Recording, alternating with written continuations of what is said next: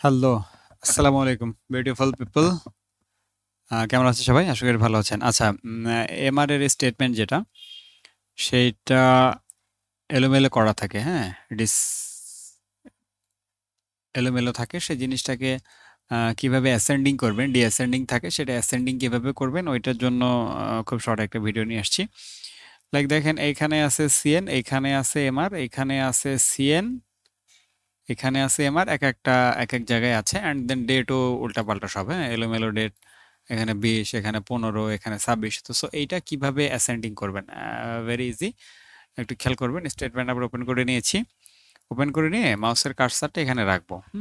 এই যে এখানে কার্সারটা ক্লিক দিলাম, এখানে একদম ফার্স্টে টপে এখানে ক্লিক দেওয়ার পরে ডেটাতে গেলাম। এই যে এই ট্যাবগুলো আছে, এখান থেকে ডেটা ট্যাবে গেলাম।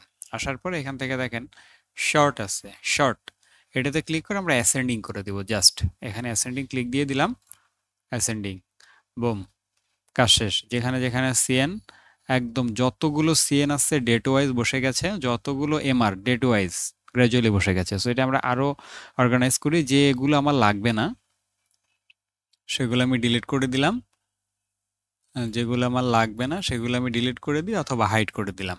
ঠিক আছে? যেগুলো আমার লাগবে না, ওকে। এই যে টোটাল আমার সিনারি এখানে চলে আসছে। এবার লাস্ট অডিট ধরেন আমার হচ্ছে 6 মাস, 6 মাস জুনের 3 তারিখ পর্যন্ত লাস্ট অডিট হয়ে গেছে। তারপর থেকে আমার যত কিছু, সবকিছু কিন্তু আমার সিএন রিলেটেড যত ফাংশন, আমি সব একদম জানুয়ারি থেকে এগুলা সব আমি রিমুভ করে দেবো, কারণ আমার এখানে আর লাগবে না, অডিট আমার হয়ে গেছে। এবার এমআরটা আলাদা করে ফেললাম।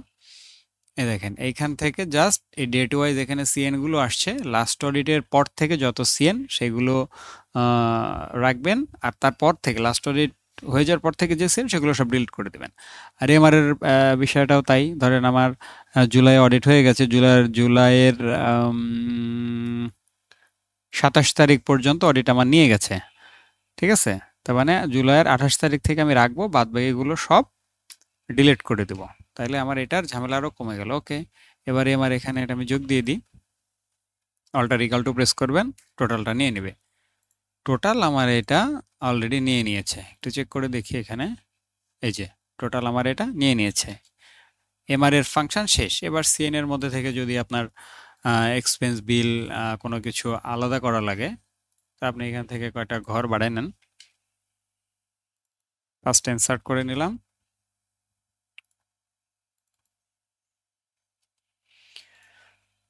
ওকে, এক্সপেন্স বিল,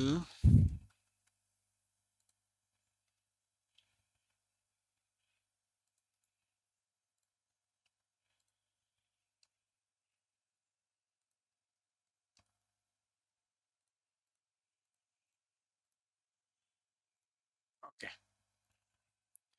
এক্সপেন্স বিলটা এখান থেকে যোগ দিয়ে নেন। ডিলার ইনসেনটিভ যেটা আছে এখান থেকে করে নেন। বাস, একদম পার্টিকুলার হয়ে গেছে। যদি কোনো ডিএন থাকতো তাহলে এখানে আমরা ডিএনটা আলাদা করে নিতাম। এবার আপনার যেটা যেটা প্রয়োজন সেই ডকুমেন্টগুলো নিয়ে, সেই ইনফরমেশনগুলো নিয়ে কাজ শুরু করে দেন। Thank you, thanks for watching.